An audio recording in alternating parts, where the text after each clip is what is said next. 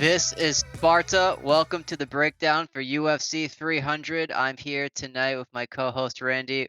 We're going to jump right into it. We have the biggest UFC card of the year so far. All the hype, absolutely stacked card from top to bottom. Excellent fighters in every single bout. Randy, how you doing tonight, bro?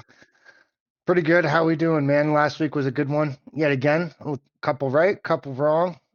Highly entertaining. How we doing though? I'm doing pretty well. Yeah, quick recap. Last week I had Allen and I had Dumont. So 2-0, although to be completely fair, my read on the main event was a bit off. Brendan Allen did not get the finish like I expected him to. That was an extremely close and competitive fight. It did go my way, but just want to put that out there for full disclosure. 2-0, try to pick my spots, and like I said, everybody's got to save the bankroll for this week. It's a big one. Yeah. And I mean, last week did look juicy. I believe I went 2 for 3. I believe I was just incorrect on the first one, ended in sub, and I like that more for TKO KO finish. But otherwise, yeah, I mean, this one is stacked top to bottom. I got the first fight of the night on there, and it's hard to believe that this is a early prelim fight. You would this you could make the case deserves to be on a main event on most cards. Um, but yeah, so the first fight up that I got on here is the Cody Garbrandt Davison Figueiredo matchup. Uh, the odds have it Figueiredo as a minus 300 favorite, which I can understand why. Cody's 32 now. He is on a 2-win streak. He's 2-1 over his last 3, but he's 3-3 over his last 6. We all know how susceptible he is to getting chinned. Um, and we've covered pretty much a very similar style of fighter pretty much in the past 2 episodes. Garbrandt, very similar to Nate the Train. Just a wild guy. He wants to go out there and fight, but he's a little too reckless and usually uh, doesn't go the way it went for him when he was a fan favorite starting out and he made his surge through the division. He's a little careless, and again, against a fighter like Davison, I don't know. He is a bit more calculated.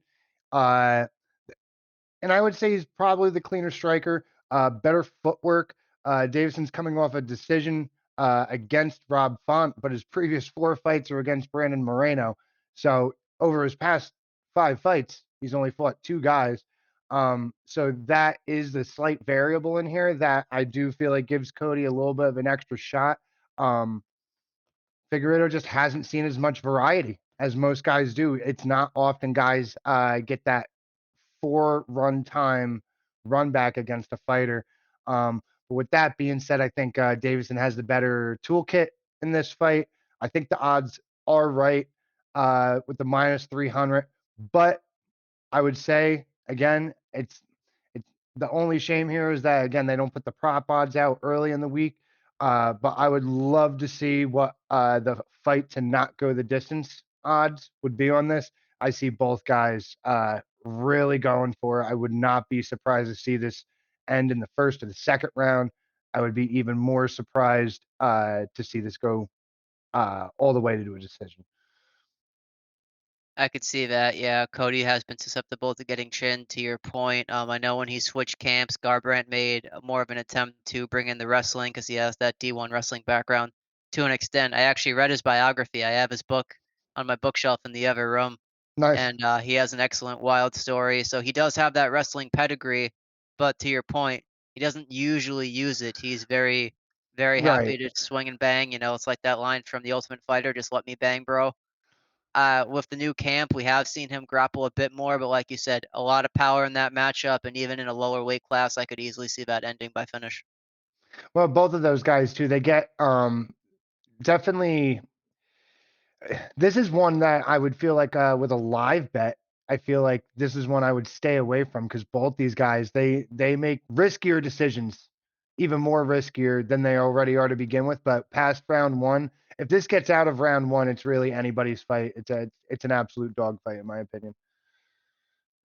I could see that. And then the next fight that sticks out to me, we have Jessica Andrade versus Marina Rodriguez. I'm all over the Andrade side here just because of her pure power. I know she had that little skid, but then she bounced back with the finish of Mackenzie Dern. I think we could easily see her here live for a finish, if not a dominant decision victory.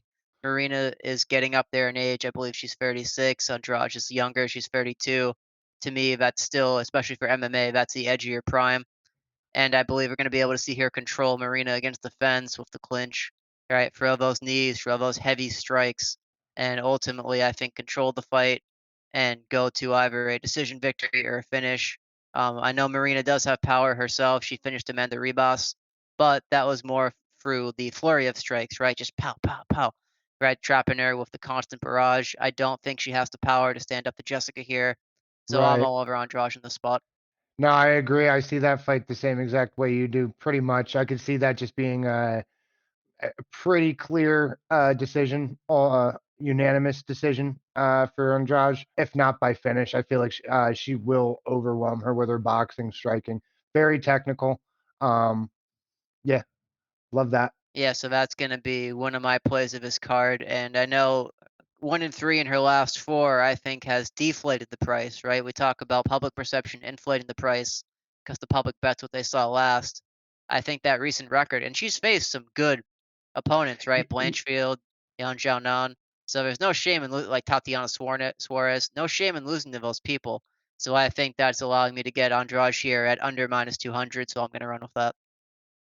I like it. Honestly, I feel like you compare those odds to the previous fight I just went over. You're getting, I feel like I feel way more confident in a straight up Andrade victory over Figueiredo victory, and he's got the slight edge. He's got, well, bigger edge, about 100 points. I have the second prelim here again, and again, it's hard to believe that these fights are early prelims. Not even the standard prelims. This is the undercard here. Uh, Bobby Green and the Jersey man himself, Jim Miller. I wouldn't be surprised if the decibels get the absolute highest in the arena during this fight. The crowds love Jim Miller, similar to like a Nate Diaz response. There's nowhere this man will fight and get booed by a crowd and not be a favorite. But with that being said, Bobby Green, uh, you know, a fighter's fighter. Everybody loves Bobby. I've never met a man that said that they don't like Bobby. Is he the greatest fighter on the roster? No, but he brings the entertainment 10 times out of 10. Tough matchup overall, though.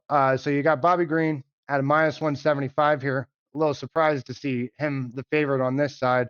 And Jim Miller, underdog +145. Excluding the no contest against Jared Gordon. Bobby's coming off only a loss to Jalen Turner, but he's 2-1 over his last 3. But same as the last fight I just went over, he's 3-3 over his last 6, just like Cody Garbrandt. His last fight to go the distance was against Nasrat in 2022. That excitement factor, that risk factor is high in Bobby's fights, and he knows what he's going up against here. Just submission victory after submission victory for Jim Miller. I'm surprised that it's not the more popular belief that he gets it done again here. Between the two, this will be their 103rd fight, MMA fight combined between all their wins and losses, which is just incredible. Absolutely incredible. Jim is 5-1 over his last 6. His only loss is to Hernandez, and we went over that last week. That's just like a very surprising of all the people that he lost to over his last 6. Just a 500 Hernandez. Outside of that, that singular loss doesn't concern me too much here. As much as it pains me, I think I gotta go against Bobby here. I love Jim Miller straight up here for the underdog odds, but I'd be lying if I said I don't like the finish by submission prop here. It's highly likely. And I could really see again, maybe either fighter. I could see this becoming a grappling match, uh, pretty early on. But for that reason, I think it's very possible Jim Miller gets Bobby in trouble very early in round 1, and is able to cinch up a guillotine or take his back, something. But yeah, I really love the underdog in this. Plus 145 for Jim Miller feels very generous to me. I think that's a great breakdown. Like you said, 2 legendary fighters coming in. a never clash between the two. And Jim Miller has always had that submission pedigree. He can take down anybody, lock in those submissions, get the finish. Bobby Green's just an absolute dog as well. I saw his finish at Grant Dawson. First round, just pop, drops him, walks away. He's That was great. crafty. He's he's Yeah. he's a really crafty fighter too. It's not just what what typically stands out with a lot of fighters. Oh, they're really powerful or they're really fast. Maybe they have like some pretty dynamic kicks, but you know, Bobby's just got again.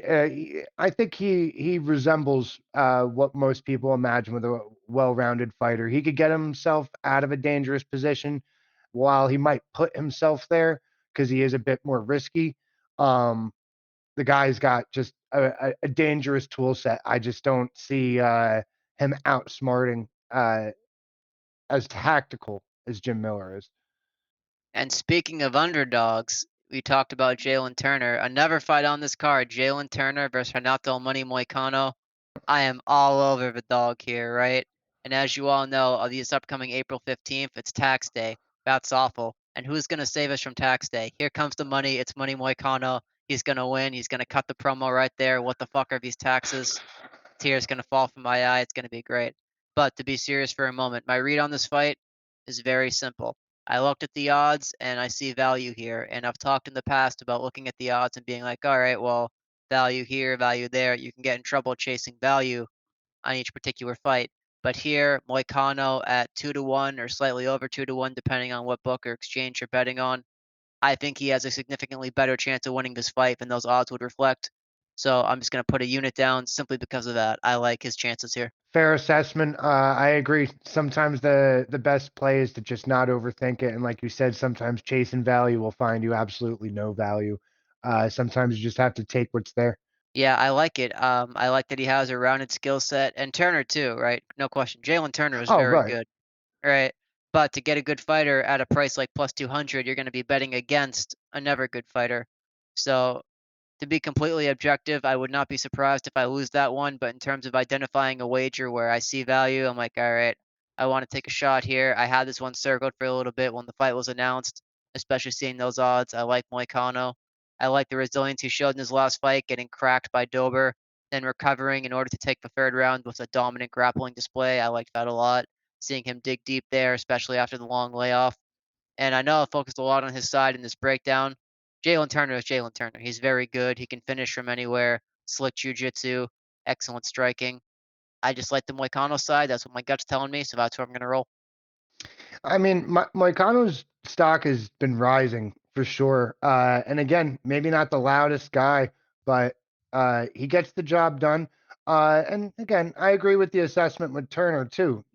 He's Jalen Turner. He is dangerous, but I could definitely I see this going Moicano's way. And again, it's again, when I see a guy that's getting better and better over time, and he's being a big dog like that into a fight that, if anything, looks a bit more 50-50, and they're not giving out 50-50 odds for it, I love the underdog play on that as well. Awesome, sounds good. And going forward, what else did you have for us? Because I want to talk about the main event, and I have Yuri versus Rakic, and I believe you had another one on top of that as well. So I got two more. Okay, cool. I got this one, and then we have the main event, which I believe we We're on briefly opposite sides, discussed yeah. earlier. Yeah, we're a bit on opposite sides here. So this one may Fucking not love be on a butter. lot of this one may not be on a lot of people's radar. Um, it's all over mine. So I've been following Bo Nickel for quite a while. Um, quiet guy. You just look at the odds here and it's like, well, what are we talking about? It's a minus 2000 against a plus 950. This is more of this may be one of the last times you see him fight one of these kinds of guys. It's only a matter of time until Bo gets a step up higher in competition here. But we got Bo Nickel, Cody Brundage. Cody Brundage is 10-5. Bo is 5-0. Bo's pedigree is of my cat is going crazy. I am so sorry. Bo Nickel's wrestling pedigree is among the best. You look up the term elite wrestling, Bo Nichols should be somewhere in there within the past couple years. just tremendous. He also has grappling experience against Gordon Ryan a couple years back, so you just love that as well. The guy doesn't just stick to what he's good at; he develops into other things that he's going to need for his skill set. So I love that. Again, that's all over his resume. But his striking, he's one of the few guys in the UFC right now that are on the younger side that have worked with Coach Barry Robinson. Not a lot of people are aware of who Coach Barry Robinson has worked with, the world champions, the level of striking that he has helped fighters produce, and not so much striking, but even footwork, defensive footwork, and how to fight at the highest level. If we look at Bo's fights so far, he's barely utilized his wrestling. He's made his opponents look bad and unprepared with very, again, what looks simple striking, but clean, and just a lot of things defensively that are going on. I could talk for an hour and break down his fights, but we are seeing something very special here. And Bo Nickel, he will win this fight. I like this fight to end by round one. Just about any fight to finish round one prop here for Bo Nickel is an absolute green light. I would say there's no way that this guy gets out. With that being said, um, a half unit sprinkle, just because I'm saying all this, a half unit sprinkle on the plus 950 might be upset of the year. That's how strongly I feel about Bo Nickel and where he is in his development. We're not going to see the heights of this guy for maybe another 5 or 6 fights. Um, and I just don't think, again, Brundage is going to step in front of this guy and pose really any threat at all.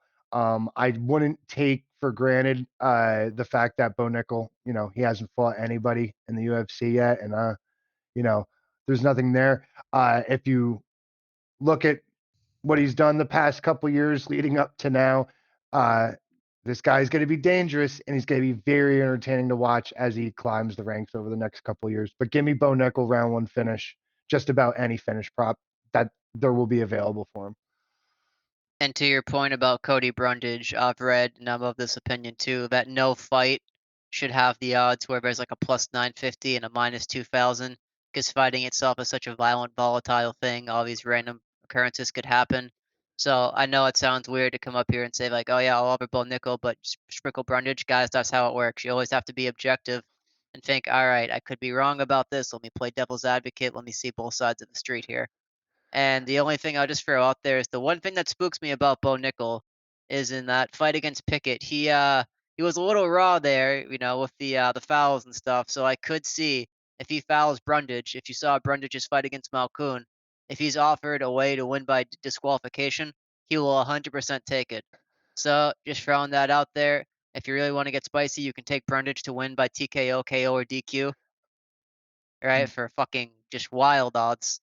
But Well, and if you weren't playing anything else, honestly, to what you mentioned early on there, hedging might not be terrible if you're looking to be really selective with what you're betting on this card.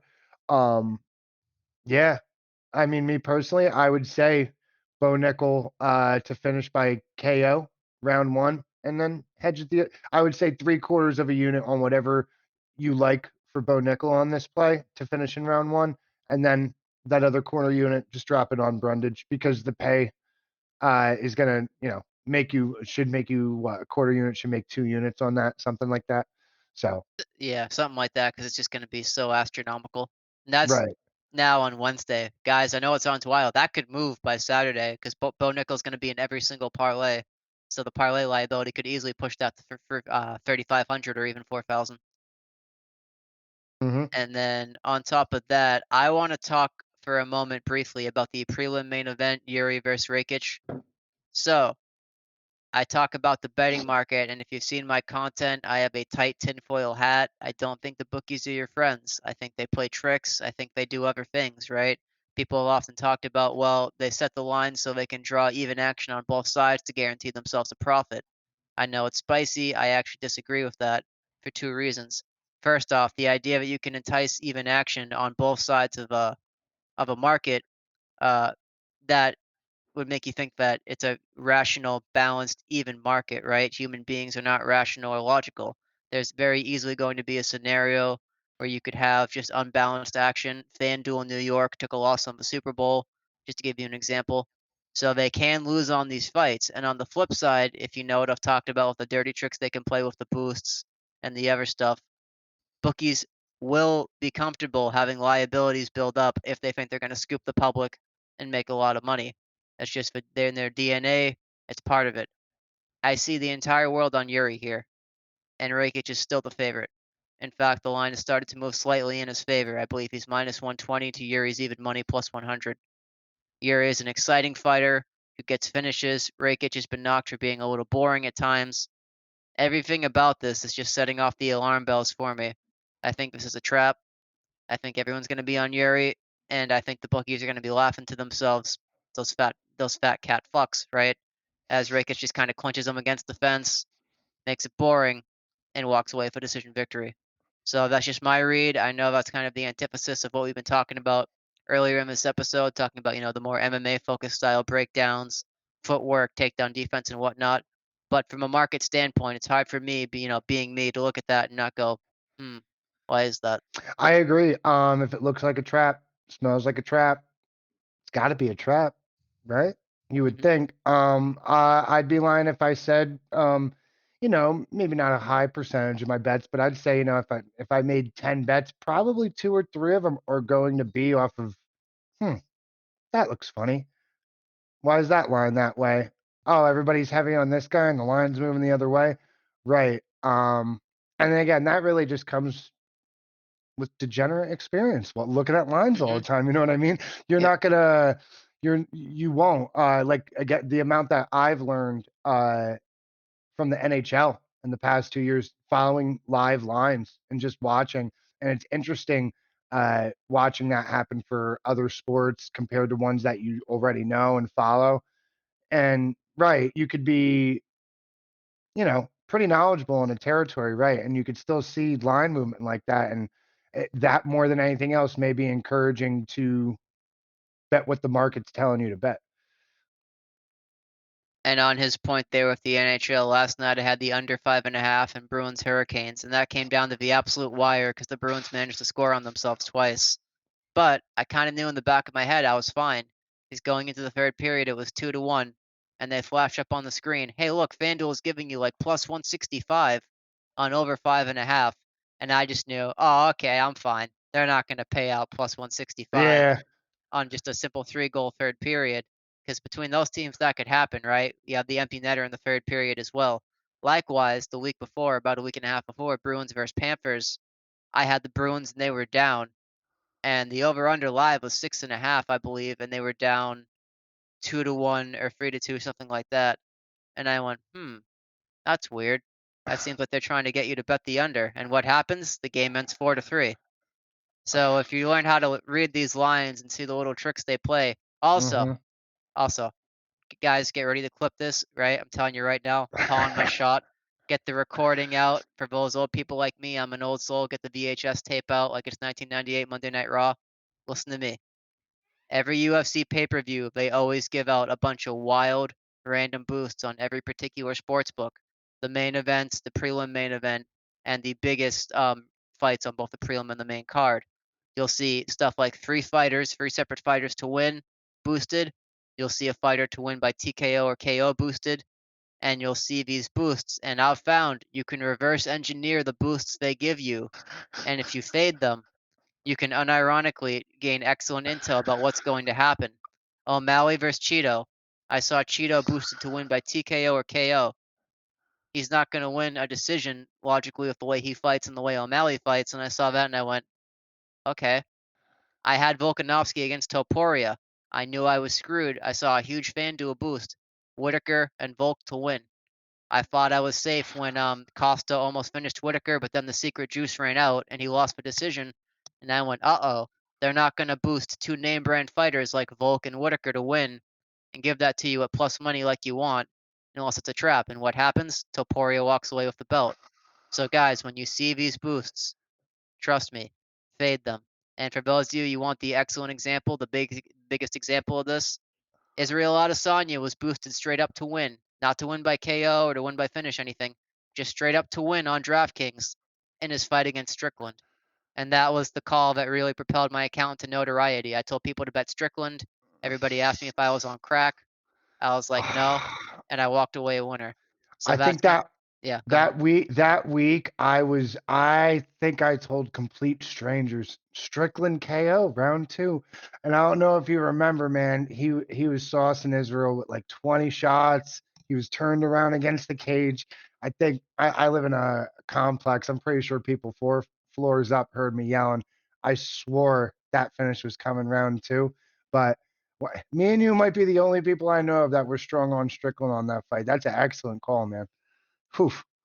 Thank you. Yeah, when I gave that out, and that was back in my early days, I had about a couple thousand followers. And boys, I remember your names. I'm not going to say them here because it's social media, but I remember each and every one of you, and I appreciate your support. They are messaging me like, "Bro, no, I think you're a little off the deep end here." And I was like, "Nope, mm-mm, he's gonna do it." Right? He said it himself. No man who jerks off to cartoons is gonna beat me, and he was right. Well, but in all seriousness, it goes back to your point that I mean that really is a testament. If you like sports knowledge aside, but just betting trends and line movement, just paying attention to stuff like that, you can know almost nothing. Actually, one more quick side tangent. One of my own clients telling me today she won her NCAA March Madness bracket at her job. She came in first. They allowed 2 losses, I believe, on their bracket. She had one pick wrong.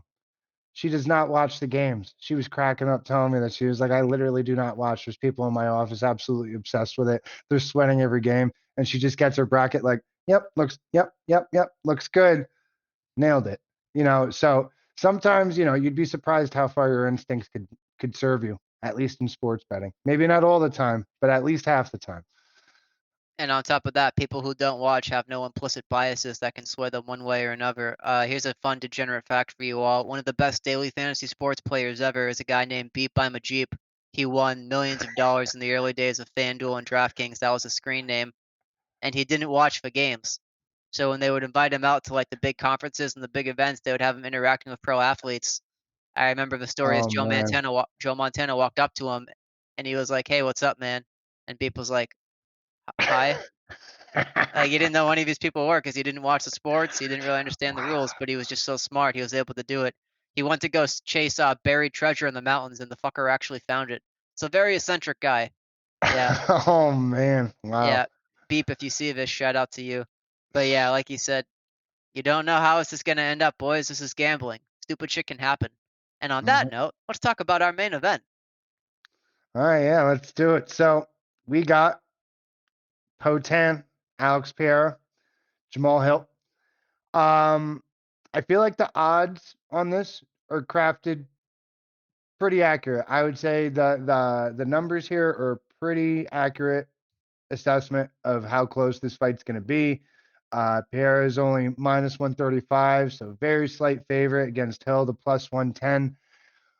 But what I see on film here personally, this is probably the one where I'm least number motivated when I look at this. Um, Pereira, all around skill set, footwork, defensively, uh, how he chooses his shots. Man, this one is, in my opinion, take your money and run with the favorite on this. Underdogs do gotta win. Uh, this one, my opinion, I know you see this differently. It's just a too much of an edge stylistically for Pierre for me. Hill's just a little too sloppy and wild, and that's been kind of a center base, um, at least on a lot of the fights that I've pointed out.